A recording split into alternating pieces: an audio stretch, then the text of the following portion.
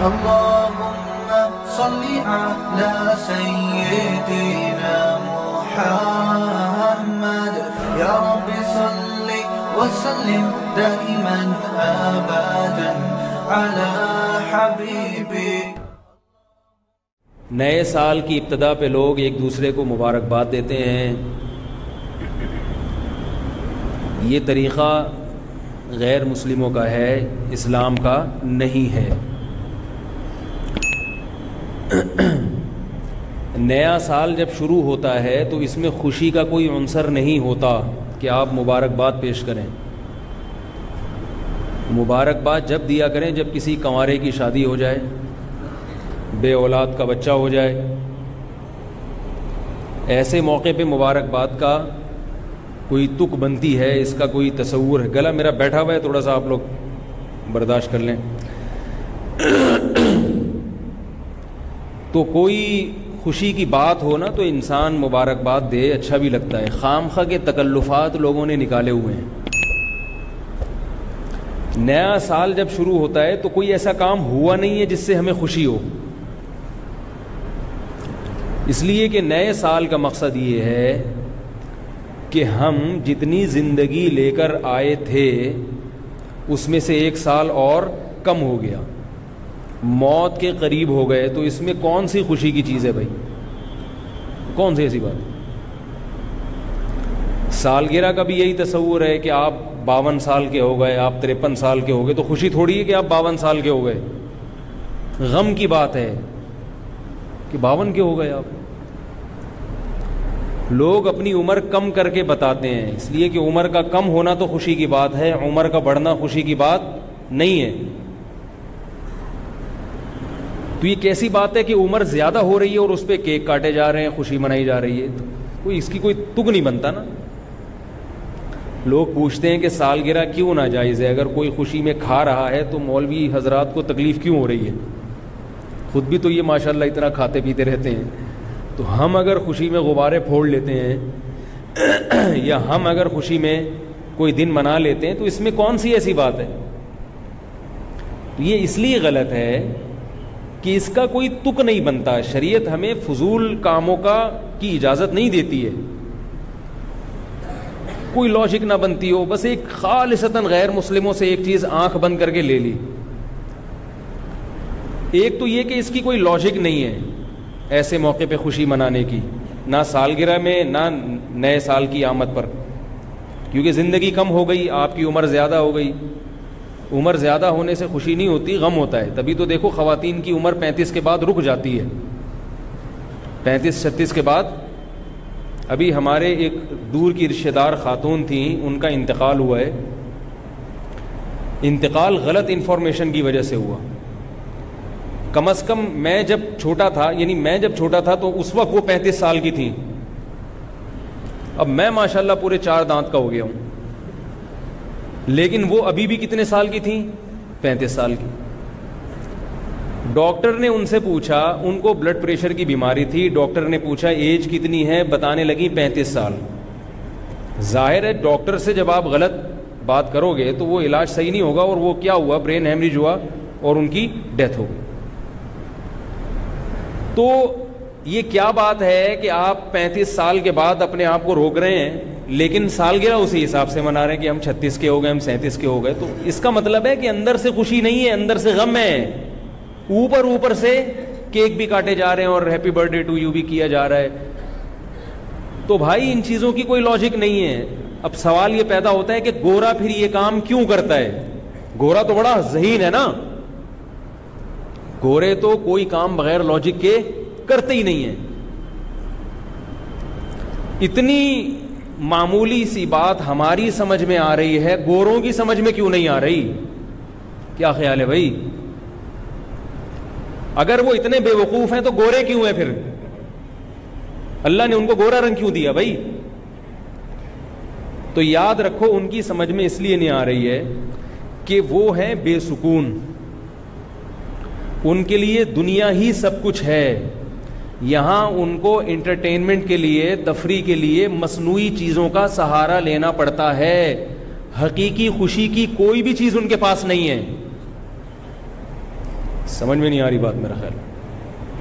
ان کو خوش ہونے کے لیے بہانہ چاہیے, ان کے پاس خوشی کے لیے کوئی چیز نہیں ہے, لہذا وہ روزانہ نت نئے طریقوں سے خوش ہونے کی کوشش کرتے ہیں. کہتے ہیں یار آج ہم خوش ہو لیے یہ سوچ کے, اب کل کس بات پہ خوش ہوں, تو چلو کل اس بات پہ خوش ہوتے ہیں کہ ستار بھائی کل پیدا ہوئے تھے, چلو بھائی آؤ ستار بھائی چلو کیک کاٹو شاو بھائی. کل خوش ہو گئے, پرسوں کس بات پہ خوش, وہ غفار بھائی پرسوں پیدا ہوئے تھے, یعنی پیدا تو پرسوں نہیں ہوئے تھے, ہوئے تو 20 سال پہلے تھے, لیکن آج وہ 20 سال کے ہو گئے, چلو بھائی happy birthday to you. تبھی وہ ہر وقت گانے سنتے ہیں, ہر وقت کان میں ہینڈ فری لگا رہتا ہے. آپ ذرا جم جائیں کبھی تو لڑکوں نے کان میں ہینڈ فری لگایا ہوا ہوتا ہے, ایکسرسائز بھی ہو رہی ہے, ہل بھی رہے ہیں, گردن بھی ہل رہی ہے. یہ یاد رکھو دنیا دار آدمی کو سکون کے لیے مصنوعی چیزیں چاہیے, اس کے بغیر وہ خوش نہیں رہ سکتا. یہی اس کی علامت ہے کہ اس کا دل بے سکون ہے.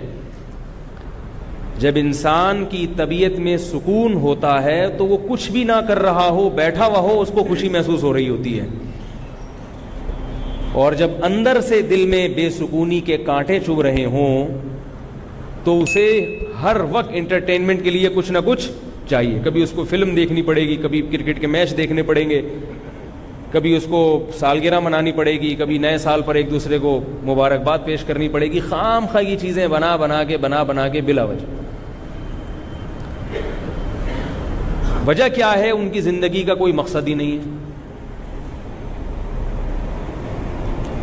آپ خود تھوڑی دیر کے لیے سوچیں, جس آدمی کی زندگی کا کوئی مقصد نہ ہو وہ خوش رہ سکتا ہے کیا؟ ایک آدمی صبح اٹھا, پہلے تو وہ یہ سوچے گا کہ میں اٹھوں کیوں, اٹھنے کا کوئی مقصد ہی نہ ہو اس کا اگر ہے بھائی, تو وہ اٹھے گا, کہے گا جب تک پڑے ہوئے سوتے ہو سوتے رہو. پھر جب نیند سے تھک جائے گا, اٹھے گا, تو پھر وہ اٹھ کے ناشتہ نہیں کرے گا, کہے گا کیوں کروں میں, اس کا کیا مقصد ہے. گھر سے باہر نہیں جائے گا. تبھی آپ بے روزگار لوگوں کو دیکھیں نا, گھر میں پڑے ہوتے ہیں, پھر خودکشیوں کے خیالات آتے ہیں ان کو. آپ کہہ سکتے ہیں کہ بھئی یہ تو دنیا کے فارغ ترین لوگ ایسے ہوتے ہیں, ہم تو آفس جاتے ہیں, ہم تو بزنس کرتے ہیں, ہمارا تو زندگی کا کوئی مقصد ہے. گوروں کا بھی مقصد ہوتا ہے ترقی کرنا, ہوتا ہے نا مقصد. بھائی انفرادی سطح پہ بھی مقصد ہے اور ان کے اجتماعی سطح پہ بھی مقاصد ہیں. انفرادی مقصد کیا ہے؟ ہر آدمی وہاں ترقی چاہتا ہے. ہر آدمی چاہتا ہے میری صحت اچھی ہو جائے, ہر آدمی چاہتا ہے میرے پاس دولت زیادہ ہو جائے. کیا خیال ہے بھائی؟ ہر آدمی چاہتا ہے میری عزت زیادہ ہو جائے. یہ 3 چیزیں ہیں جن کے حصول کے لیے انسان کوشش کرتا ہے. عزت, دولت اور بولو نا بھائی صحت. عزت, دولت اور صحت. تو کہتے ہیں ہم صبح اٹھتے ہیں کیونکہ ہمیں عزت بھی چاہیے, دولت بھی چاہیے اور صحت بھی چاہیے. ان کا ایک پرپز ہے, ان کا ایک مقصد ہے. تبھی وہ جلدی اٹھ جاتے ہیں صبح, کیونکہ اگر ان کو پتہ ہے بھائی سوتے پڑے رہیں گے تو نہ عزت ملے گی, نہ دولت ملے گی اور نہ صحت اچھی ہوگی. ڈاکٹر بھی کہتے ہیں صبح اٹھ جاؤ بھائی جلدی. پھر وہ ایکسرسائز کرتے ہیں. ایکسرسائز کا مقصد کیا ہوتا ہے؟ بولو نا بھائی, صحت اچھی ہو. صحت اچھی ہوگی تو عزت بھی ہوتی ہے, خود بخود ہی ہوتی ہے, اور ظاہر ہے کمانے کی صلاحیت بڑھتی ہے, دماغی صلاحیت بڑھتی ہے تو پیسہ بھی آتا ہے. بیمار آدمی تو کھاتا ہے, وہ کما تو نہیں سکتا. تو ان کے جو کام ہیں, جتنے بھی وہ دن بھر میں کام کر رہے ہیں غیر مسلم لوگ, اس کے پیچھے ایک مقصد ہے, عزت, دولت اور صحت.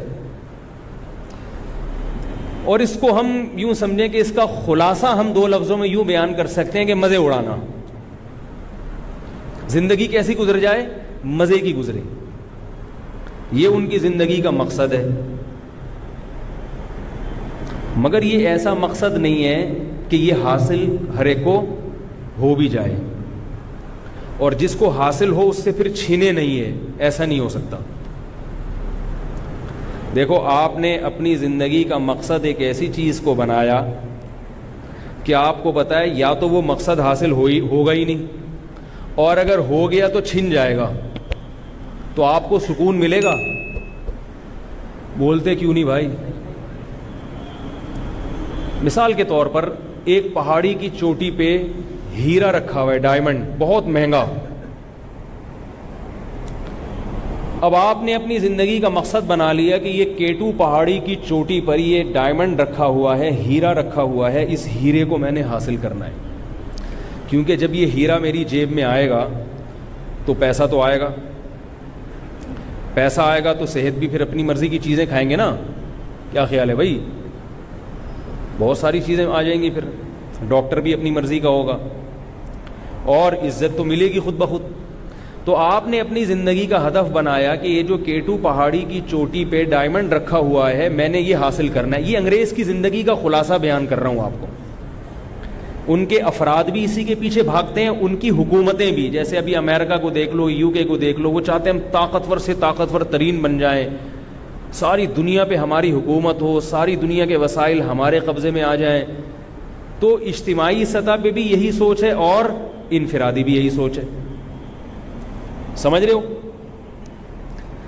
اب مثال میں دے رہا ہوں کہ یعنی مثال تو وہ دی جاتی ہے نا جو آسان ہو سمجھنے میں. تو ایک K2 پہاڑی کے اوپر ایک ہیرا رکھا ہوا ہے. امریکہ چاہ رہا ہے کہ یہ ہیرا مجھے مل جائے, لندن چاہ رہا ہے کہ یہ ہیرا مجھے مل جائے, پاکستان چاہ رہا ہے کہ مجھے مل جائے. حکومتیں بھی کوشش میں لگی ہوئی ہیں اور افراد بھی. آپ بھی یہ چاہ رہے ہو کہ مجھے مل جائے, غفار بھائی بھی یہ چاہ رہے ہیں, ستار بھائی بھی, وسیم, کلیم, سلیم کباڑیا, سب کی یہی خواہش ہے. کیا خیال ہے؟ اب ظاہر ہے K2 پہاڑی پہ چڑھنا آسان کام نہیں ہے. جب آپ چڑھنے لگو گے تو سارے تھوڑی پہنچیں گے. ما کل ما یتمنى الرجل یدرکہ تجری الریاح بما لا تشتہی السفن. ہر وہ چیز جس کی انسان تمنا کرتا ہے اسے حاصل نہیں کر پاتا. کچھ لوگ حاصل کر پاتے ہیں اور کچھ حاصل نہیں کر پاتے. تجری الریاح بما لا تشتہی السفن. کشتی بعض مرتبہ ایک سمت میں جانا چاہتی ہے مگر ہوائیں اسے دوسری سمت میں موڑ دیتی ہیں. سمندر میں ہوا آپ کی مرضی سے نہیں چلتی کہ آپ کشتی میں بیٹھے تو چونکہ آپ نے عمان جانا ہے تو ہوائیں آپ کو عمان ہی لے کے چلی جائیں. نا نا نا, ہو سکتا ہے وہ کسی اور طرف موڑ دیں آپ کو. اور آج کل تو یہ بہت ہے, آج کل جو لڑکے میں عشق معاشقے چل رہے ہیں 1% کامیاب ہوتے ہیں, 99% تعویذ گنڈوں میں لگے رہتے ہیں. ان کو نہیں ملتا جو وہ چاہتے ہیں. جو وہ چاہتے ہیں ان کو وہ چیز نہیں ملتی, دھکے کھاتے رہتے ہیں ساری زندگی. تو بہت سے لوگ ایسے ہوں گے جو K2 پہاڑی پہ چڑھنے کی کوشش کریں گے مگر چڑھ ہی نہیں پائیں گے. وہ تو ویسے ہی غم سے مریں گے کہ نہیں مریں گے کہ یار ہم نے زندگی کا ہدف کیا بنایا تھا, اس ہیرے کو حاصل کرنا, اور یہ ہدف ہم حاصل نہیں کر سکتے تو بے سکونی ہوگی کہ نہیں ہوگی. آپ نے جو مقصد تھا جب وہی پورا نہیں ہو رہا, دیکھو جب مقاصد پہ انسان کمپرومائز نہیں کرتا, وسائل اور ذرائع پہ کمپرومائز کر لیتا ہے. آپ یہاں سے لاہور جا رہے ہیں, آپ کا ہدف کیا ہے؟ لاہور پہنچنا. ٹرین میں بیٹھ گئے آپ, مقصد ہے آپ کا لاہور پہنچنا. اب ٹرین میں سیٹ اچھی نہیں ملی آپ کو, کھانے پینے کی پرابلم ہو رہی ہے, واش روم میں بڑا مسئلہ ہو رہا ہے, پانی ختم ہو رہا ہے, یہ ساری چیزیں برداشت ہو جائیں گی. آپ کہو گے چلو یار جیسے تیسے گزارا چلاؤ, ٹھکانے پہ پہنچ جائیں گے تو سب چیزیں حاصل ہو جائیں گی. لیکن اطلاع ملی کہ یہ گاڑی لاہور جا ہی نہیں رہی ہے, یہ کوئٹہ جا رہی ہے. اب آپ کا کھڑکی سے چھلانگ لگانے کا دل کرے گا کہ نہیں کرے گا؟ کیا خیال ہے بھائی؟ بولے کہ میں تو یہ ساری ٹینشن اس لیے برداشت کر رہا تھا, تب میری جو منزل تھی وہ تو مل رہی تھی نا, منزل ہی نہیں مل رہی.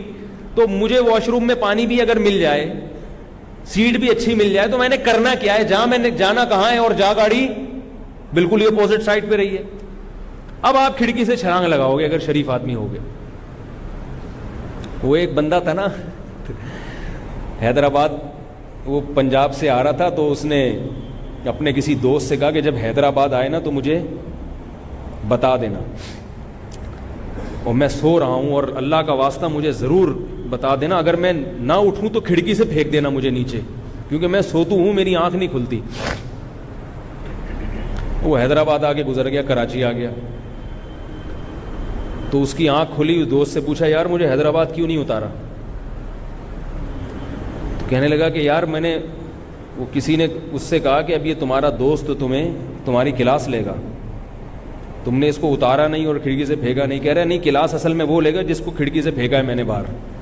ٹھیک ہے نا, اصل کلاس وہ لے گا جس کو کھڑکی سے باہر پھینکا ہے, جس نے کراچی جانا تھا اور پھینک کہاں دیا اس کو؟ حیدرآباد. تو منزل جو ہے نا, منزل جہاں آپ جانا چاہتے ہیں اس پہ انسان کی دو رائے نہیں ہوتی. اب آپ کہہ سکتے ہیں ایک لڑکا MBA کرنا چاہتا ہے, وہ نہیں کر پایا تو وہ تو خودکشی نہیں کرتا. ایک ڈاکٹر بننا چاہتا ہے, نہیں بن پایا تو خودکشی نہیں کرتا. وہ اس لیے نہیں کرتا کہ اس کا مقصد ڈاکٹر نہیں تھا, اس کا ڈاکٹر بننے سے کچھ اور مقصد تھا, پیسے کا حصول مقصد تھا, عزت کا حصول. تو وہ کہتے ہیں چلو کوئی اور راستہ اختیار کرو. لیکن اگر کوئی فرشتہ آ کے لکھ کے دے کہ نہ آپ کو عزت ملے گی, نہ دولت ملے گی, نہ صحت ملے گی, پھر دیکھو کیا حال ہوتا ہے. پھر 99% لوگ خودکشیاں کریں گے. ابھی جو خودکشی نہیں ہو رہی نا, اس لیے نہیں ہو رہی کہ ہو سکتا ہے مل جائے, ہو سکتا ہے مل جائے, ہو سکتا ہے مل جائے. اس امید پہ لوگ جی رہے ہیں, اور اسی ہوتے ہوتے تلاش کرتے کرتے بالآخر موت آ جاتی ہے. لیکن اگر کسی کو پہلے سے پتہ چل جائے کہ آپ کو نہ عزت ملے گی, نہ دولت ملے گی, اور نہ صحت ملے گی, دیکھو کتنے لوگ کھمبوں سے لٹکتے ہیں, پھر کتنے چپکتے ہیں. تو میں مثال دے رہا تھا کہ پہاڑی کے اوپر ہیرا رکھا ہوا ہے, کتنے لوگ ہیں جو وہاں پہنچ ہی نہیں پائیں گے, وہ تو ویسے ہی ڈپریشن کے مریض بن جائیں گے. اور بعض لوگ ایسے ہیں جن کو یہ پتہ چل گیا کہ ہم وہاں پہنچ تو پائیں گے, اور وہ بڑی ہمت کرتے کرتے بالآخر چوٹی پر پہنچ گئے. اب ان کا ہاتھ اس ہیرے کے بالکل قریب پہنچ چکا ہے, لیکن کوئی ان کے کان میں آ کے بتائے کہ جب تم یہ حاصل کرو گے تو یہ تمہارے پاس رہے گا نہیں, بلکہ تم سے چھین لیا جائے گا اور کسی اور کو دے دیا جائے گا. اب آپ بتاؤ, وہ تو پہلے والے سے بھی زیادہ ڈپریشن کا شکار ہوگا کہ نہیں ہوگا؟ کیا خیال ہے؟ اس کی آواز اتنی کم کیوں ہے بھائی اسپیکر کی؟ اس کو تھوڑا سا بڑھا دینا. جو اتنی محنت کر کے وہاں تک پہنچا, اتنی محنت کر کے, اب اس کو یہ بتایا جا رہا ہے کہ آپ نے یہ حاصل تو کر لیا, آپ کا اخباروں میں نام بھی آ جائے گا, لیکن یہ اگلے ہی لمحے آپ سے چھین کے کسی اور کو دے دیا جائے گا. تو اب مجھے بتاؤ, ایسے مقصد کے پیچھے بھاگنا حماقت اور بے وقوفی ہے یا نہیں ہے؟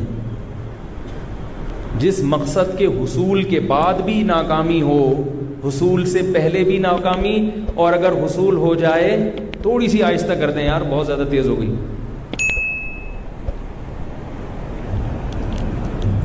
یعنی حصول کے بعد بھی ناکامی اور حصول سے نہ ہو تو بھی ناکامی. تو کافر کا معاملہ یہ ہے کہ وہ عزت, دولت اور صحت کے پیچھے بھاگتا ہے, مگر جیسے جیسے عمر ڈھلکتی ہے صحت سے آہستہ آہستہ ہاتھ دھونے پڑتے ہیں, بال سفید ہونا شروع, نظر کمزور ہونا شروع, کمر جھکنا شروع. کتنی ہی لمبی عمریں ہو جائیں مگر بڑھاپا سب پہ آتا ہے, اور بیماریاں سب پہ آتی ہیں, اور وہ عزت جو حاصل کی تھی آہستہ آہستہ ہاتھ سے نکلنا شروع ہو جاتی ہے. میں نے ایک سائنسدان کی یوٹیوب میں ویڈیو دیکھی, نوبل انعام یافتہ سائنٹسٹ ہے امریکہ کا, اس کی بڑی بڑی ایجادات ہیں, بہت عزت ملی اس کو, بہت دولت ملی, مگر 10 سال سے کومے میں گیا ہوا ہے. وہ بات نہیں آ رہی سمجھ میں میرا خیال, 10 سال سے, بولو بھائی, کومے میں. اس کی صحت کے لیے کتنی کوشش کی ہوگی بھائی. وہ لوگ تو اپنے لوگوں کی بڑی حفاظت کرتے ہیں نا, اتنا بڑا سائنٹسٹ ہے تو اس کا بی پی بھی ہر وقت چیک ہوتا ہوگا, شوگر ٹیسٹ بھی ہوتے ہوں گے. حکومت باقاعدہ اپنی نگرانی میں ایسے سائنٹسٹ کی حفاظت کرتی ہے کہ بھائی اس کو کچھ نہ ہو. یہ قوم کا بہت بڑا سرمایہ ہے, مگر قوم کا وہ سرمایہ 10 سال سے کہاں ہے؟ قوم میں. تھوڑی سی دماغ میں کوئی رگ ہلی ہے اور اتنا ذہین آدمی پڑا ہوا ہے بستر پہ، رال ٹپکتی رہتی ہے، نرسیں صاف کرتی رہتی ہیں اس کی قضاء حاجت، اس کے پیمپر کی تبدیلی، کیونکہ وہاں بچے تو پالتے نہیں ہیں نا، اولاد تو ہے نہیں، ہوتی نہیں، ہوتی بھی ہے تو وہ موج مستیاں کر رہی ہوگی، تو نرسیں ہیں، گورنمنٹ ان کو پیسے دے رہی ہے اور اس سائنٹسٹ کی حفاظت ہو رہی ہے، لیکن اس کی زندگی کیا ہے؟ پڑا ہوا ہے، 3 پیس سوٹ میں ٹائی وائی لگی ہوئی ہے اور گردن ایک طرف لڑکی ہوئی ہے. کتنی محنت کی، مگر اس کا انجام کیا ہوا؟ یہ انجام ہے، کومے میں گیا ہوا ہے 10 سال سے. تو یہ چیزیں ہم دیکھتے ہیں، کافر بھی دیکھتا ہے یہ چیزیں، اسے اپنا فیوچر بہت بھیانک نظر آتا ہے. یہ جتنے فنکار اداکار ہوتے ہیں نا، ان کا ذرا بڑھاپا دیکھ لیا کرو تھوڑی دیر کے لیے. یہ جو ایسے چمکتے ہوئے چہرے آپ کو میڈیا پہ نظر آ رہے ہوتے ہیں، ہر آدمی کی تمنا ہوتی ہے کاش میں ہوتا، تو ان کا بڑھاپا دیکھا کرو. جتنی حسین ان کی جوانی ہوتی ہے اتنا ہی خطرناک ان کا بڑھاپا ہوتا ہے، بہت خطرناک. ایک عالم گئے یورپ میں، ان کے دورے ہوئے، آ کے کہنے لگے انگریز کی جوانی جتنی خوبصورت ہے بڑھاپا اتنا ہی بھیانک ہے، بہت بھیانک بڑھاپا ہے، کوئی پرسان حال نہیں ہوتا. تو یہ جو مقصد ہے نا، مقصد حیات جو کافر کا ہے، وہ ایسا مقصد حیات ہے کہ اس میں ظاہر انسان یہ کوئی مقصد نہیں ہے. اللہ نے چونکہ اس کے لیے بنایا نہیں ہے نا انسان کو، تو یہ مقصد نہیں ہے. جب ایک چیز آپ کی منزل ہی نہ ہو اور آپ اس کو منزل سمجھ بیٹھو تو آپ اندر سے ٹوٹ پھوٹ جاتے ہو. آپ چاہے کتنی سکون کی گولیاں کھا لو مگر آپ کو سکون نہیں ملے گا. دیکھو نفسیات کے جو بڑے بڑے ڈاکٹر یورپ اور امریکہ میں ہیں، ہمارے یہاں نہیں ہیں. جو نفسیات کے بڑے بڑے ڈاکٹر جو ہے نا، وہ جو جتنے وہاں ہیں ہمارے ہاں نہیں. ہمارے ہاں کا ڈاکٹر بھی اناڑی ہوتا ہے، نفسیات کے جو ڈاکٹر ہوتے ہیں، بلکہ خود نفسیاتی ہوتا ہے وہ بیچارہ. حقیقت ہے. اس لیے اپنے آپ کو نفسیاتی ڈاکٹروں سے دور رکھا کرو. وہ دوائیوں پہ لا دے گا، آپ کو لگا دے گا، ان کے پاس کوئی علاج نہیں ہے سوائے وہ ڈپریشن کی گولیوں کے، اور ساری زندگی کے لیے تباہ ہو جاؤ گے. اور یہ ایک ڈاکٹر نے مجھے خود بتایا کہ ہم پاگلوں کا علاج کرتے کرتے تھوڑے دن میں خود ہی پاگل ہو جاتے ہیں، پھر ہم اپنے علاج کے لیے کسی اور ڈاکٹر کو دکھاتے ہیں. یہ حقیقت ہے. جب انسان سارا دن پاگلوں میں بیٹھا رہتا ہے ہر وقت عجیب عجیب سے، تبھی میں وہمیوں کا فون نہیں سنتا. ایک مسئلہ کسی نے 2 دفعہ پوچھ لیا مجھ سے، تیسری دفعہ پوچھے گا تو میں اس کو وہمی نمبر 34 کی لسٹ میں ڈال دیتا ہوں کہ 33 تک ہے تو 34واں نمبر ہو گیا بھائی تمہارا. یہ حقیقت ہے. کیونکہ اگر آپ نے اس کو فری کرایا زیادہ تو تھوڑے دنوں میں آپ کی دماغ کی چولیں ہل جائیں گے. ابھی ایک صاحب کا فون آیا، مجھے ہر وقت وہم ہوتا ہے کہ میں بیوی کو طلاق تو نہیں دے رہا، ہر وقت کہہ رہے وہ ایکچولی میں سوتے ہوئے میں اٹھا تو میں نیند میں تھا تو مجھے لگا کہ میں نے دے دی ہے. میں نے ایک دفعہ بتایا، میں نے کہا نہیں ہوئی طلاق. پھر دوبارہ فون، حضرت مجھے ایسا، میں نے کہا دوبارہ بتا دیا. اب اگر تیسری مرتبہ فون کیا تو آپ کا نام غفار ستار کلیم سے نہیں بلکہ وہمی ہو. اور تیسری دفعہ فون کیا اس نے، وہمی نمبر 34. اب فون نہیں اٹھے گا اس کا، چاہے کچھ بھی ہو جائے، زمین آسمان. کیونکہ ہمیں اپنے دماغ کی حفاظت پہلے کرنی ہے، دوسرے کی فکر. ہم اگر پاگل ہو گئے، اللہ نہ کرے، ایسی ایسی فضول باتیں سن سن کے، تو پھر ہمارے پیچھے جتنے لوگ ہماری اقتدا کر رہے ہیں وہ سارے پاگل ہو جائیں گے. کیونکہ پھر ہم ممبر پہ بیٹھ کے ایسی فضول باتیں کریں گے، لوگ وہ بھی پاگل ہو جائیں گے. تو ایک آدمی جو تھوڑا سا مقتدا اور رہبر ہو، اس کے دماغ کی حفاظت زیادہ ضروری ہے. اگر وہ پاگل ہو گیا تو پوری قوم جو اس کو فالو کر رہی ہے وہ کیا ہو جائے گی؟ پاگل. اس لیے میں سنتا ہی نہیں. وضو نہیں ہو رہا ان کا، وضو کر رہے ہیں، ہو ہی نہیں رہا. ایک دفعہ بتا دیا بھائی ہو گیا، دوبارہ اب نہیں مجھے فون کرنا. تو تالاب میں چھلانگ لگا کے مر جا بھائی، تو تیرا وضو نہیں ہو سکتا، مر جا تو. ایسے عجیب عجیب گھماتے ہیں باتوں کو. وہمی آدمی خود اپنا علاج کرے تو ہوگا. دنیا میں کسی کے پاس اس کا علاج نہیں ہے. وہ خود اپنے آپ کو جنجال سے نکالے. او بھائی شلوار ہے، کپڑے ناپاک ہو گئے، نلکے کے نیچے رکھو، 2-3 دفعہ نچوڑو، نکلو پتلی گلی سے، چھوڑو کہ چھینٹے نہ پڑ جائیں، یہ نہ پڑ جائیں، یوں اتنا عدسے لگا کے دیکھ رہے ہیں. ان کو بتا دیا بھائی ایسے رگڑو دھو لو, بس یہ دیکھتے کیوں کہ چھینٹیں پڑ رہی ہے کہ نہیں پڑ رہی. نہیں حضرت وہ جو ایسے ہوتے ہیں وہمی ہے. وہ میں نے جب ناپاک شلوار کو ہاتھ لگا کے جب رگڑا تو میرا ہاتھ ناپاک ہو گیا, ہاتھ ناپاک ہو گیا تو میرا ہاتھ یہاں لگ گیا تو یہ جگہ ناپاک ہو گئی, اس کو دھو رہا بیٹھ گئے. اب جب یہ جگہ ناپاک ہوئی تو انگلی دوبارہ ناپاک ہو گئی. جب یہ انگلی دوبارہ ناپاک ہوئی ہے تو یہ انگلی اگر گھڑی پہ لگ گئی تو گھڑی کیسے پاک کروں؟ تو اگر میں روزانہ اس طرح کے مسائل سنوں گا تو میرا بھی دماغ ایسا ہوگا کہ نہیں ہوگا؟ میں کہتا ہوں اللہ کا واسطہ تو نہیں پاک ہو سکتا بھائی, ہم اللہ کا شکر ہے نہاتے ہیں پاک ہو جاتے ہیں, آپ نہیں پاک ہو سکتے. میں اس کو کہتا ہوں ڈاکٹر کے پاس جاؤ, اور ڈاکٹر کے پاس جانے کا مشورہ کیوں دیتا ہوں؟ تاکہ ڈاکٹر پاگل ہو جائے, اس لیے نہیں کہ یہ ٹھیک ہو جائے. بھائی ہم تو فیس لیے بغیر آپ کو گائیڈ کر رہے ہیں, ڈاکٹر پیسے لے رہا ہے نا, تو پیسے لے گا تو رسک بھی وہ لے نا, پھر پاگل ہونے کا رسک وہ لے جو پیسے لے رہے ہیں. ہم فری پوکٹ میں کیوں اپنے دماغ کو خراب کریں بھائی؟ وہ میں نے لطیفہ سنایا تھا نا یہ کہ وہمی آدمی کا لطیفہ سنایا تھا کہ ایک وہمی استنجا کر رہا تھا, اس کو یقین نہیں ہو رہا تھا کہ میں پاک ہو رہا ہوں کہ نہیں ہو رہا. لوٹوں پہ لوٹے بہا دیے اس نے دھو کے, بڑے پیشاب پہ نا وہ, لیکن نہیں ہو رہا, اس کو تسلی نہیں. اس نے کہا دریا میں چھلانگ لگاتا ہوں. میں دریا میں چھلانگ لگایا تو اب اس کو یہ وہم ہو رہا ہے کہ جو پانی گندگی سے آ کے ٹچ ہوا وہ پانی ناپاک ہو گیا. وہ جب ہٹا ہے وہاں سے تو پچھلا والا پانی اس پانی سے ٹچ ہوا تو وہ والا پانی بھی کیا ہو گیا؟ ناپاک. تو وہ اب بیچارہ گھنٹہ وہ نہا کے پھر وہ اس کو ایک ترکیب آئی کہ یار جب تک یہ دھوپ میں پانی سکھاؤ گے نہیں, یہ سارا پانی دھوپ میں اڑ جائے, اس وقت تک میں پاک نہیں ہو سکتا. تو دھوپ کی طرف رخ کر کے اپنا استنجا سکھا رہے ہو. کسی بچے کو شرارت سوجی, اس نے غلیل میں ڈھیلا رکھ کے مار دیا. جب ڈھیلا اس کے لگا ہے تو وہ بچے کے پیچھے بھاگ رہا ہے. بچہ سمجھا میری پٹائی لگائے گا, وہ کہہ رہا ہے میں تجھے کچھ نہیں کہوں گا, تو صرف یہ بتا دے کہ یہ ڈھیلا ناپاک تھا یا پاک تھا, کیونکہ اگر ناپاک تھا تو اب دوبارہ سے پورا وہی پروسیس کرنا پڑے گا مجھے, دوبارہ سے وہی پروسیس. بعض لوگوں کو طلاق کا وہم ہو جاتا ہے, بعض لوگوں کو وہ میں نے بیوی کو یوں بول دیا تو کہیں طلاق تو نہیں ہو گئی, یوں بول دیا تو کہیں طلاق تو نہیں ہوگی. اللہ کے بندو ہنسی خوشی زندگی گزارو اپنی آرام سے. بعض یوٹیوب پہ ایسے کلپ ہیں کہ وہ طلاق یوں بھی ہو جاتی ہے تو یوں بھی ہو جاتی ہے, اس سے لوگ اور وہمی بن گئے ہیں. یہ جو مسائل کا علم ہے نا, جب تک کوئی واقعتاً مستند مفتی نہ ہو اس کے بغیر آپ کلپ ہی نہ سنا کریں. دیکھو علماء کی بھی نا مختلف فیلڈ ہوتی ہیں جس میں وہ اسپیشلسٹ ہوتے ہیں. اب آپ معدے کے ڈاکٹر کے پاس جا رہے ہو گلا دکھانے کے لیے, ٹھیک ہے وہ جنرل فزیشین بھی ہے لیکن گلے کا ماہر نہیں ہے, وہ پیٹ کا اسپیشلسٹ ہے, تو آپ اس کو معدے کی بیماریاں دکھاؤ اس کو.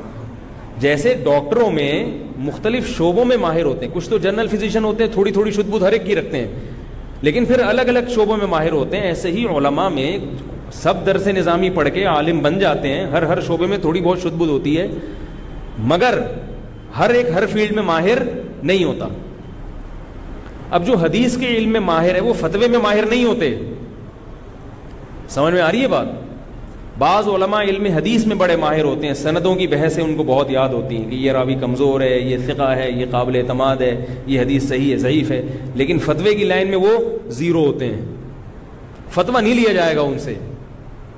فتویٰ بالکل ایک الگ فیلڈ ہے کہ مسئلہ کیا بتانا ہے, زمانے کے لحاظ سے اس میں کیا تبدیلی ہو گئی ہے, عرف میں کیا تبدیلی ہے. اب وہ ایک صاحب نے کہیں اپنی بیوی سے کہہ دیا تم آزاد ہو, 3-4 دفعہ کا تم آزاد ہو آزاد ہو, ایسے ہنس کھیلتے.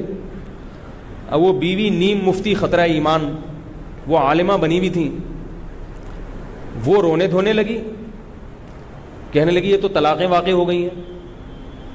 وہ صاحب میرے پاس آئے, انہوں نے کہا میری بیوی عالمہ ہے, وہ کہہ رہی طلاق ہو گئی ہے. میں نے کہا کیوں ہو گئی؟ آپ نے آزاد آزاد آزاد اتنی دفعہ کا کوئی لڑائی ہو رہی تھی, کوئی جھگڑا ہو رہا تھا. کہہ رہے نہیں میں تو ہنسی خوشی ہم لوگ. میں نے کہا ہنسی خوشی میں تو کوئی خام خامے طلاق نہیں دیتا, طلاق تو غصے میں دی جاتی ہے نا.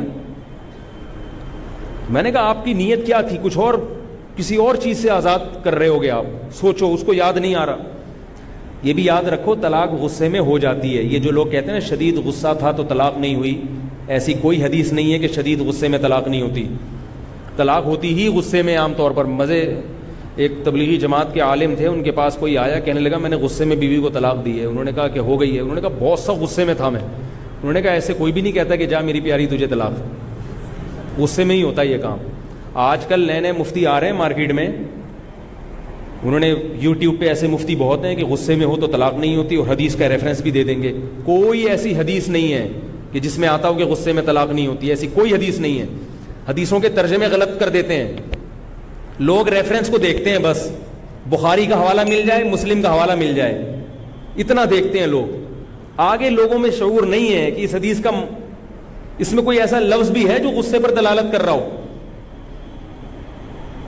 ایسی کوئی حدیث نہیں ہے کہ غصے میں طلاق نہیں ہوتی. طلاق غصے میں ہو جاتی ہے, پیار میں بھی ہو جاتی ہے, غصے میں بھی ہو جاتی ہے, نشے میں بھی ہو جاتی ہے. اگر نشہ کسی نے خود کیا ہے تو اس میں بھی طلاق واقع ہو جاتی ہے. شریعت میں نشہ اگر آپ نے خود کیا ہے تو یہ قابل معافی نہیں ہے. دیکھو یورپ امریکہ کا قانون ہے, شراب پی کے آپ نے بندہ مار دیا آپ کو پھانسی نہیں ہوگی, سمجھ رہے ہو؟ ان کے ہاں قانون ہے. اسلام میں ایسا قانون نہیں ہے. اسلام میں شراب پی کے بندہ مار دیا آپ کو مارا جائے گا, پکڑا قتل کیا جائے گا آپ کو. آپ نے شراب پی کے کسی کو گولی مار دی تو شریعت کیا کہتی ہے, اس کو بھی گولی ماری جائے گی, قصاص لیا جائے گا. وہ کہے میرا دماغ ہوش میں نہیں تھا تو اس کو یہ کہا جائے گا کہ دماغ ہوش میں جو آپ کا نہیں تھا, آپ کے اپنے اختیار سے نہیں تھا, خود پی رکھی تھی آپ نے, کس نے کہا تھا آپ کو پیو. ایسے کیسز ہم نے دیکھے ہیں کہ شراب پی اور بندہ مار دیا. تو وہ پی کیوں تھی آپ نے؟ آپ کو پتا نہیں تھا کہ جب پی جاتی ہے تو بندہ بھی مارا جا سکتا ہے, کچھ بھی ہو سکتا ہے. تو جو آدمی شراب پی کے بیوی کو طلاق دے گا اس کی طلاق واقع ہو جائے گی. سمجھ رہے ہو مسئلہ کہ نہیں سمجھ رہے؟ آج کل یہ بھی فیشن چل پڑا ہے, شراب پیتے ہیں, نشہ کرتے ہیں, طلاق دے دیتے ہیں, کہتے نہیں ہو جاتی ہے. اور جو کہتے ہیں نا میرا دماغ کام نہیں کر رہا تھا نشے میں, اس سے کہو پھر بیوی کو کیوں دی, ماں یا بہن کو کیوں نہیں دے دی طلاق تم نے؟ بہت مشکل ہے سمجھانا. آپ لوگ تو ماشاءاللہ کوئی بھی پی وی کے نہیں آیا نا الحمدللہ, تو آپ کو تو سمجھ میں آنا چاہیے بھائی. اگر وہ کہتا ہے میرا دماغ کام نہیں کر رہا تھا تو سوال پیدا ہوتا ہے کہ پھر بہن کو کیوں نہیں دے دی طلاق, ماں کو کیوں نہیں دے دی, بھائی کو کیوں نہیں دے دی؟ اس کا مطلب پتا تھا کہ یہ بیوی ہے, اس کو ہوتی ہے طلاق. تو چاقو مار دے گا تو لگے گا کہ نہیں لگے گا, اور قصاص لیا جائے گا. ایسے ہی طلاق بھی ہو جاتی ہے. تو میں عرض کر رہا تھا کہ مسائل جو ہیں جو باقاعدہ اداروں سے فارغ ہوتے ہیں مستند مفتی, ان سے پوچھا کرو جن کے پیچھے کوئی ادارہ ہو. یہ نہیں کہ تھوڑے دن میں کوئی بھی اٹھ کے تحقیقات عوام کے سامنے مارکیٹ میں لا رہا ہے اور لوگ پھر اس سے مسائل پوچھ رہے ہیں, یہ جائز نہیں ہے. اگر آپ اس کو فالو کریں گے تو کل قیامت کے دن آپ سے سوال ہوگا. لوگ کہتے ہیں وہ دلیل سے بات کر رہے ہیں, ہر ایک دلیل سے بات کرتا ہے. آپ میں دلائل کو سمجھنے کی صلاحیت نہیں ہے, یہ آپ تسلیم کر لیں. اپنی جہالت کا اعتراف آج کل لوگوں سے ہوتا نہیں ہے, یہ بڑی مسئلہ ہے. ڈاکٹر کے سامنے اپنی جہالت کا اعتراف کریں گے کہ آپ میدے کے ماہر ہیں, مجھے نہیں پتا, جی آپ کو پتا ہے. ENT اسپیشلسٹ کے سامنے اعتراف کر لیں گے, ڈاکٹر صاحب آپ چاہے تو کاٹ دیں, آپریشن کر کے گردہ نکال دیں, چاہیں تو نیا لگا دیں, چاہیں تو ڈائلسس پہ لے آئیں, آپ زیادہ جانتے ہیں, میں تو جاہل. جہاں عالم مفتی کی بات آئے گی کوئی آدمی اپنے آپ کو جاہل تسلیم کرنے کے لیے تیار نہیں ہے. یہ بہت بڑا المیہ ہے, قرب قیامت کی علامت ہے یہ. اعجاب کل ذی رأی برأی, ایک روایت میں آتا ہے کہ ہر آدمی اپنی رائے کو سب سے بڑھ کر سمجھے گا, کہ میری رائے ہے نا وہ ویسی کوئی رائے نہیں ہے کسی کی. تو بعد میں کیا کر رہا تھا, جلدی سے موضوع کی طرف آتا ہوں. وہ مجھے یاد دلائے صدقے کے بکرے پہ میرا جو کلپ چلا ہے نا, اس پہ بہت زیادہ اعتراضات ہوئے ہیں, میں اس کی بھی ذرا وضاحت کروں گا. میں نے صدقے کے بکرے کی تو ایسی کی تیسی الحمدللہ کر دی ہے, لیکن اس پہ میری بھی ایسی کی تیسی ہو گئی ہے. بہت سے علماء کی طرف سے میرے خلاف, یعنی خلاف تو نہیں کہہ سکتے, بعض بڑے حضرات بھی ہیں, تنبیہات کے وہ لیٹر آئے ہیں. بعض نے میرے خلاف کلپ یوٹیوب پہ بنا کے ڈالے ہوئے ہیں کہ اس نے تو صدقے کے بکرے کا انکار کر دیا, حالانکہ حدیث میں آتا ہے کہ بکرا صدقہ ہوا تھا اور وہ سیری آئی تھی اور پائے آئے تھے, بکرے کے تھے وہ. تو وہ میں اس کی ذرا وضاحت کروں گا, یہ میں موضوع نہ کہیں رہ جائے. تو میں یہ عرض کر رہا ہوں کہ آپ کو جب یہ پتہ ہے کہ جب میں وہاں جا کے یہ چیز حاصل کروں گا تو حاصل کرنے کے بعد بھی میرے پاس نہیں رہے گی, تو اس سے کیا پیدا ہوگا, دماغی تناؤ. تو کافر کے پاس چونکہ کوئی حقیقی مقصد نہیں ہے, یہ جو مقصد ہے نا عزت شہرت, یہ سب ختم ہو جاتے ہیں, ان کو بھی پتہ ہے کہ ختم ہو جاتے ہیں. لہذا یہ ایسا مقصد نہیں ہے جس کو واقعتاً مقصود بنایا جائے، مطلوب بنایا جائے. سمجھ رہے ہیں؟ یہ مقصد صرف اسلام نے بتایا ہے کہ دنیا میں آنے کا بنیادی مقصد عزت، شہرت، دولت ہے ہی نہیں. آنے کا بنیادی مقصد کیا ہے؟ جنت کا حصول، اللہ کی رضا. لہذا دولت حاصل کرنے کی کوشش کی، نہیں ملی تو صبر کا ثواب ملے گا اور اللہ کی رضا ملے گی. مزے ہو گئے کہ نہیں ہو گئے؟ صحت حاصل کرنے کی کوشش کی، پھر بھی نہیں ملی تو بھی کامیاب. ایوب علیہ السلام کی تو ساری زندگی بیماری میں گزر گئی نا. یہی چیز ان کے لیے کامیابی کا ذریعہ بنی. اور اللہ نے ایوب علیہ السلام کے صبر کو قرآن میں بیان کیا. فرمایا نعم العبد، کیا خوب بندہ تھا ایوب، حالانکہ ان کی ساری زندگی دنیاوی اعتبار سے ناکامی میں گزری ہے. ایسی خطرناک موذی بیماری ایوب علیہ السلام کو لگی، پوری جوانی اس بیماری میں گزر گئی. مگر پھر بھی کیا ہوئے؟ ناکام ہوئے، کامیاب ہوئے؟ کامیاب ہوئے. میرے ایک استاذ تھے، انتقال ہو گیا، اللہ ان کی مغفرت فرمائے. حضرت مفتی رشید احمد صاحب رحمہ اللہ کے خلیفہ بھی تھے. بیمار ہو گئے جوانی میں ہی، بچے بھی تھے ان کے چھوٹے چھوٹے. الرجی تھی ان کو، نزلہ کھانسی بہت زیادہ بڑھ گئی. اتنی لمبی بیماری چلی اور اس تکلیف میں ہم جب بھی ان کی عیادت کرنے جاتے تھے تو ان کو اپنی بیماری کا زیادہ غم نہیں تھا، اس بات کا تھا کہ پتہ نہیں میری مغفرت ہوگی کہ نہیں ہوگی اگر میں مر گیا. سمجھ رہے ہیں؟ دیکھو یہ کتنی اچھی سوچ ہے. ان کی سوچ یہ تھی کہ اگر میں ابھی صحت مند ہو بھی گیا تو کل دوبارہ لیٹوں گا بستر پہ، ہمیشہ تھوڑی چلتا پھرتا رہوں گا. بھائی اگر میں ابھی بستر پہ لیٹ گیا ہوں اور اب اگر مجھے شفا مل بھی گئی تو کب تک کے لیے ملے گی؟ 10 سال، 15 سال، 20 سال، بالآخر دوبارہ لیٹنا ہے. ایک وقت آتا ہے کہ آپ ابا جا رہے ہیں، ابا آئی سی یو روم میں، لوگوں کی کالز آتی ہیں نا، مفتی صاحب دعا کریں ابا آئی سی یو روم میں ہیں، ابا کو آپریشن ہے، ڈاکٹر ہوش میں نہیں آ رہے ابا. یہ سب ہوتا ہے کہ نہیں ہوتا؟ میرا خیال ہے آپ لوگ کے ساتھ نہیں ہوگا، سب کے ساتھ ہوتا ہے بھائی. ابا کو ریڑھ کی ہڈی کا کینسر ہو گیا ہے، ابا کو کے گردے خراب ہو گئے ہیں، ابا کو جو ہے نا ہرنیا ہو گیا ہے. جب دوسروں کے اباؤں کے ساتھ ہو رہا ہے تو آپ، میں اور آپ کے ساتھ نہیں ہوگا؟ ہم بھی تو ابا ہیں، اگر نہیں ہیں تو بن جائیں گے کل. ایسا نہ ہو اس چکر میں ابا ہی نہ بنے آپ کہ یار اباؤں کے ساتھ ہوتا ہے میں باپ بنتا ہی نہیں. تو چچا کے ساتھ ہو جائے گا، آپ چچا ہو گئے کسی کے، ماموں ہو گئے کسی کے، ابا ہو گئے تو ذرا عزت کے ساتھ علاج ہو جائے گا، بچے عزت کے ساتھ کر لیں گے علاج. لیکن لیٹنا ہے کہ نہیں ہے تھوڑے دنوں میں جا کے؟ کب تک چلتے پھرتے رہو گے، ناچتے بھاگتے رہو گے؟ بالآخر جنا ہسپتال میں، سول ہسپتال میں کبھی نہ کبھی جا کے لیٹنا ہے. ایک ہی صورت ہے، نہ لیٹنے والی کوئی ٹرک مار کے چلا جائے، آپ کو آن دا اسپاٹ مر جائیں، وہ اور خطرناک ہے. لیٹا ہوا آدمی کم از کم توبہ تو کر لیتا ہے تھوڑا سا. اب پتہ نہیں اللہ نے اگر کوئی فلم دیکھ کے نکل رہے تھے اور ٹرک مارتا ہوا چلا گیا تو اور خطرناک موت ہے. اور آج کل یہ خطرناک موتیں زیادہ ہو رہی ہیں، بیٹھے بیٹھے بندہ گر جاتا ہے، ہارٹ اٹیک ہو جاتا ہے. تو اب اللہ والوں کی آپ حالت دیکھیں، بستر پہ لیٹے ہوئے ہیں، بیماری کا اتنا غم نہیں ہے. غم کس بات کا ہے؟ آنکھوں سے آنسو نکل رہے تھے، کہہ رہے دعا کرو اللہ مغفرت کر دے. کیونکہ دیکھو اصل مقصد ہے اللہ کی رضا.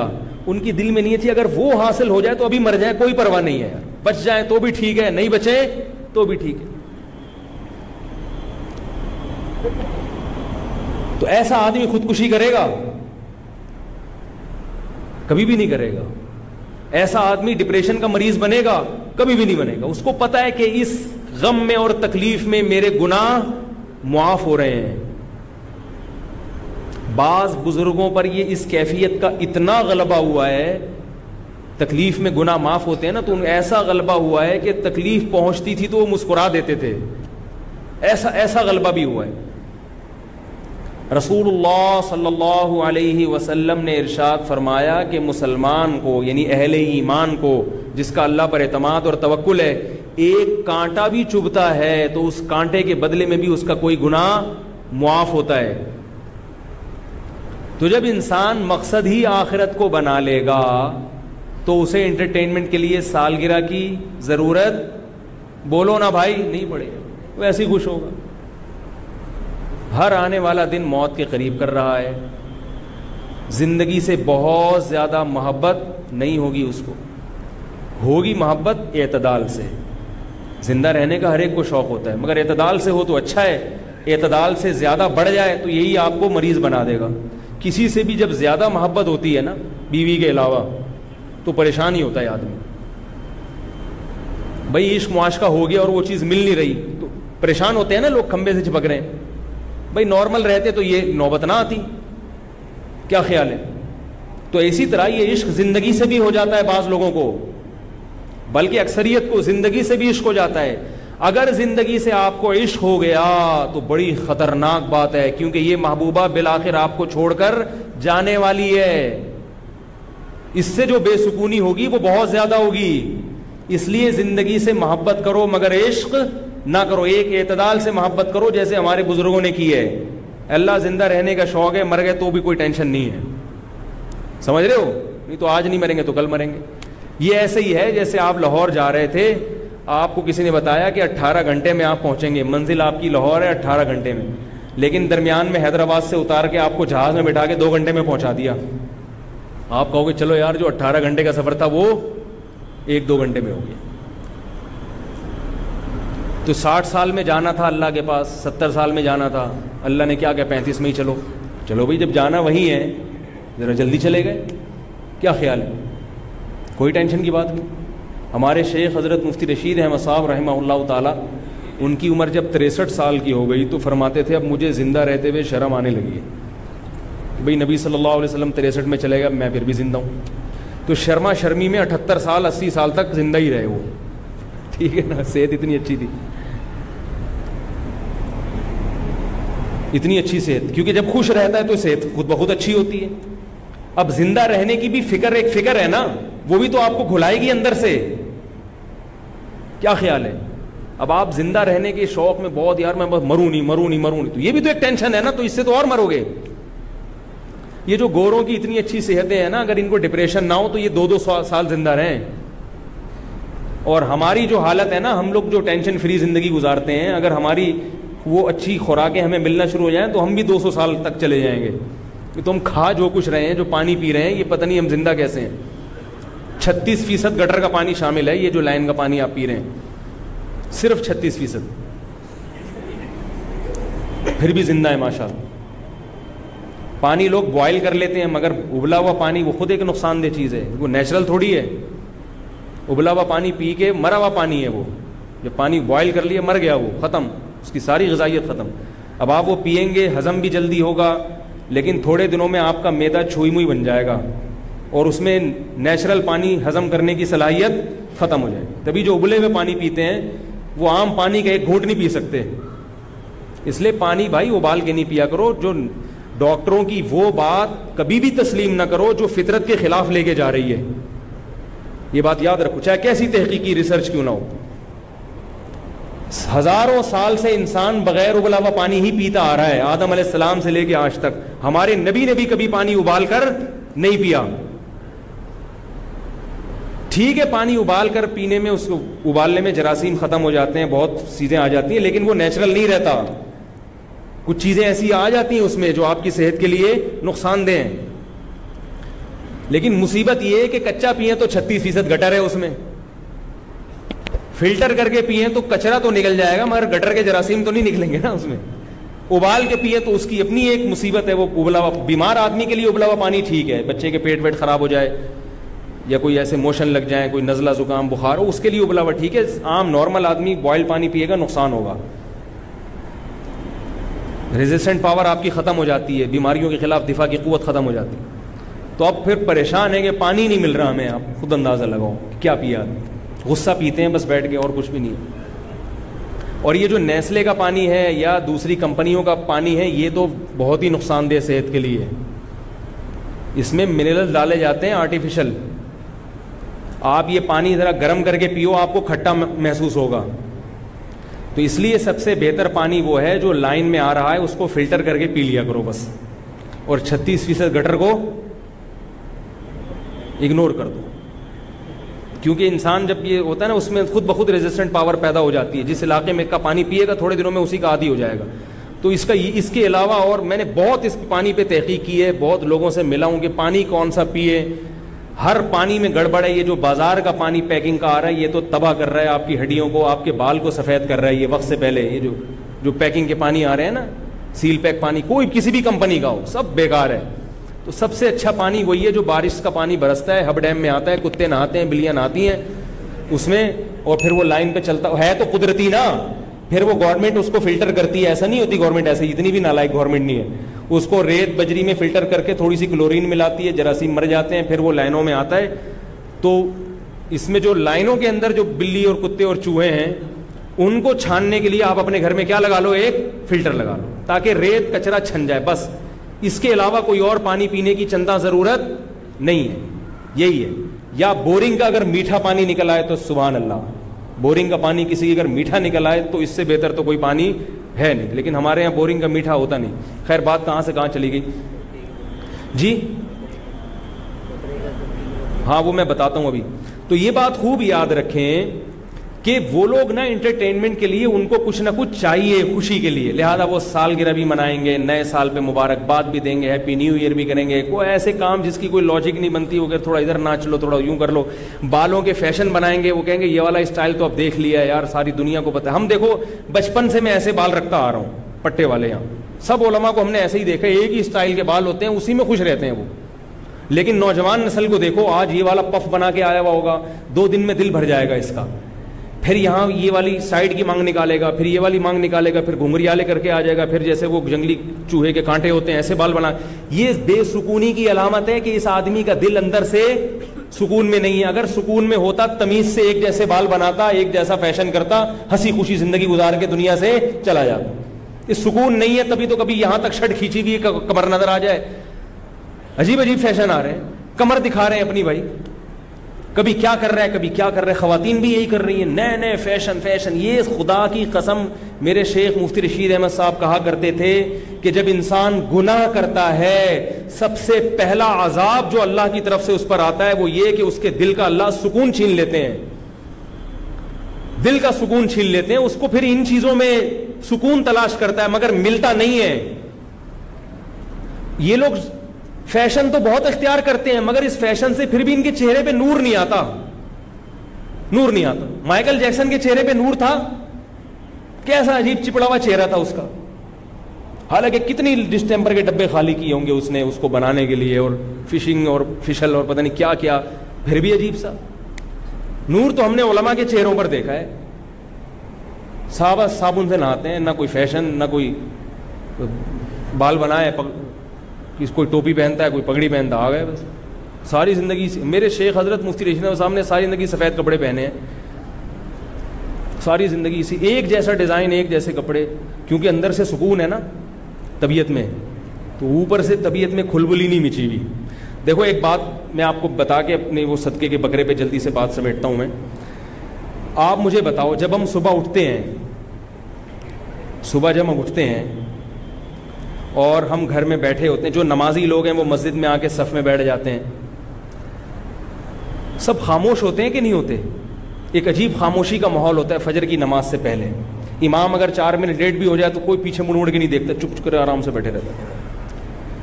جو لوگ نماز نہیں پڑھتے وہ صبح اٹھ کے ناشتے واشتے کی میز پہ بیٹھتے ہیں تو بھی گھر میں خاموشی کا سما ہوتا ہے, سب چپ چاپ, بیگم صاحبہ کچن میں اپنا کام کر رہی ہیں, لڑائی وڑائی نہیں ہوتی صبح کے ٹائم پہ, سب اٹھے ہوئے اپنا آرام سے, بچے اسکول جا رہے ہیں, استری ہو رہے ہیں کپڑے, یہ سب. وجہ کیا ہے؟ پوری رات نیند کی ہے, ذہن کو سکون ملا, تو اب اس سکون کے آثار کیا ہیں؟ نہ چہک رہے ہیں نہ ہل رہے ہیں. جو جہاں بیٹھا ہے تمیز سے وہاں, واش روم میں بھی جو بیٹھتا ہے نا صبح جا کے, وہ بھی بیٹھا ہی رہتا ہے, وہاں نکلتا ہی نہیں ہے. تو جو جہاں بیٹھا ہوتا ہے وہ تمیز سے بیٹھا ہوتا ہے. یہ دل کے اندر جو سکون ہوتا ہے وہ اس کا اظہار ہے. یہ نمازی بھی منہ نیچے کر کے آرام سے بیٹھے ہوں گے, کوئی بات نہیں کر رہا کسی سے, کیونکہ طبیعت میں اتنا سکون ہے کہ اب اس سکون, مزید سکون کے حاصل کرنے کے لیے ہمیں نہ کسی سے بات چیت کی ضرورت, نہ کوئی ہلنے جلنے کی ضرورت, آرام سے تمیز سے بیٹھے ہوتے. آہستہ آہستہ جب دن چڑھتا ہے, تھکاوٹ ہوتی ہے, تو پھر لوگ ہلنا جلنا شروع ہوتے, گالیاں والیاں بھی دے رہے ہیں, لڑائی بھی کر رہے ہیں, پھر کوئی, یعنی ساری ایکٹیویٹیز. جیسے جیسے طبیعت میں بے سکونی ہوتی ہے نا, اتنا زیادہ انسان خود بھی بے سکونی میں آتا ہے, دوسروں کو بھی بے سکون کرتا ہے. تو یہ جو فجر کا وقت ہے, اس میں جو تمیز سے لوگ بیٹھے ہوئے ہوتے ہیں, ان کو دیکھ کے اگر کوئی یہ کہے کہ یہ تو بیچارے, ان کی زندگی میں تو کوئی انٹرٹینمنٹ ہی نہیں ہے, ان کی زندگی میں تو سکون ہی نہیں ہے, اگر سکون ہوتا تو یہ چہک رہے ہوتے, شراب پی رہے ہوتے, ناچ رہے ہوتے, گا رہے ہوتے, کوئی ادھر کلا بازی کھا رہا ہوتا, کوئی یہ والی سائڈ کی مانگ نکال رہا ہوتا, کوئی یہاں کٹورا رکھ کے بال کاٹ رہا ہوتا, صحیح ہے نا, کوئی یہ والا فیشن کر رہا ہوتا, کوئی ادھر کلا بازی لگا رہا ہوتا, کوئی چھت سے چھلانگ لگا رہا ہوتا. تو ایسا دعویٰ کرنے والا بے وقوف ہوگا کہ نہیں ہوگا؟ ہم کہیں گے چونکہ یہ طبیعت میں ان کے اندر سکون ہے, اسی وجہ سے تمیز سے بیٹھے ہوئے ہیں. جب دل اندر سے بے چین ہوگا تو یہ سارے کام شروع کر دیں گے, چھلانگے بھی لگائیں گے, کھمبوں سے بھی چپکیں گے, اور یہ نئے نئے نت نئے فیشن بھی کریں گے. سمجھ رہے ہو کہ نہیں سمجھ رہے؟ تو یاد رکھو, غیر مسلم کی جو خوشی ہے, اس کا جو ہنسنا, اس کا جو مسکرانا, اس کا ہر وقت ہلنا جلنا, ان چیزوں کو دیکھ کر متاثر نہ ہوا کرو. یہ بے سکونی کی علامت ہے. میں نے صرف اور صرف سکون علماء کے دلوں میں دیکھا ہے. باقی مجھے سکون دنیا میں ہر چیز ہر جگہ نظر آئی, مگر سکون صرف علماء کی محفل میں نظر آیا ہمیں. ہمارے شیخ حضرت مفتی رشید احمد صاحب آتے تھے, آدھا گھنٹے کی مجلس, خاموش مجلس ہوتی تھی, آگے بیٹھ جاتے تھے, سب اساتذہ طلبہ بیٹھے ہوئے چپ چاپ, وہ تھوڑا سا اپنا کام کیا, آدھا گھنٹہ چپ چاپ سلام کر کے واپس چلے گئے. بڑا مزہ آتا تھا, حالانکہ نہ کوئی بات نہ کوئی چیز, ایسا لگتا تھا آسمان سے سکینت نازل ہو رہی ہے. کسی دنیا دار کو بٹھا دو آدھے گھنٹے کے لیے چپ کر کے, آپ وہ کہتے ہیں لائٹ میوزک تو بہرحال ہونا چاہیے. لائٹ میوزک تو آپ انٹرنیشنل فلائٹ میں کبھی سفر کریں, لائٹ میوزک چل, میرا اتنا سر میں درد ہوتا ہے اس سے. وہ تھائی لینڈ کی ایئر لائن میں بیٹھا ہوا تھا, وہ انہوں نے ٹوں ٹوں ٹوں ٹوں چلا دیا. میں نے دل چاہ رہا ہے بھائی اس کو بند کرو تاکہ سکون ملے, آرام سے چپ کر کے بیٹھے رہو, ہمیں بھی بیٹھو. لیکن وہ کچھ نہ کچھ میوزک چلاتے ہیں, تو مجھے اندازہ ہوا کہ ان کی طبیعت میں اتنی بے سکونی ہے کہ یہ چپ کر کے بیٹھ نہیں سکتے. ان کو لائٹ میوزک چاہیے, کچھ ٹن ٹناٹن ہونا چاہیے جس سے یہ سکون میں آئیں گے. تو ان کے سکون کا کرائٹیریا اور ہمارا الگ الگ ہے. سمجھ رہے ہو کہ نہیں سمجھ رہے؟ آپ ان کے ہوٹلوں میں جاؤ, وہاں بھی لائٹ میوزک چل رہا ہوگا, حالانکہ سکون خاموشی میں ہے. تو میرے بھائی ان کے دلوں میں بے سکونی ہے, بے سکونی کے کانٹے چبھ رہے ہیں. آپ اس لائف اسٹائل کو اگر فالو کرو گے تو آپ بھی ویسے ہی ہو جاؤ گے. اس لیے نیا سال جب شروع ہوتا ہے تو ایک دوسرے کو دعا دے دیا کرو, اس میں کوئی حرج نہیں ہے. ایک دوسرے کو تنبیہ کی, عبرت کی باتیں کر دیا کرو کہ بھائی اب زندگی میں 1 سال اور کم ہو گیا تو ذرا تجدید کر لیتے ہیں. نیا سال اب جیسے پہلے ہم نے زندگی گزاری ہے غلط گزاری ہے, اب یہ 1439 ہجری شروع ہو گیا, آؤ عزم کرتے ہیں کہ اس سال ہم وہ غلطیاں نہیں کریں گے جو پہلے ہم نے کی تھی. یہ باتیں تو ٹھیک ہیں, سمجھ رہے ہو کہ نہیں سمجھ رہے؟ ایک تجدید کرنی چاہیے, بھائی زندگی میں 1 سال اور کم ہو گیا تو اب تھوڑا سا ہم اس کو تازہ کر لیں. ایسے میسج گھمانا تو ٹھیک ہے, مبارکبادی, ہیپی نیو ایئر, یہ فضول چیزیں ہیں, یہ ان پہ سوٹ کرتی ہیں, یہ ہم پہ سوٹ, بول لو یار, نہیں کریں.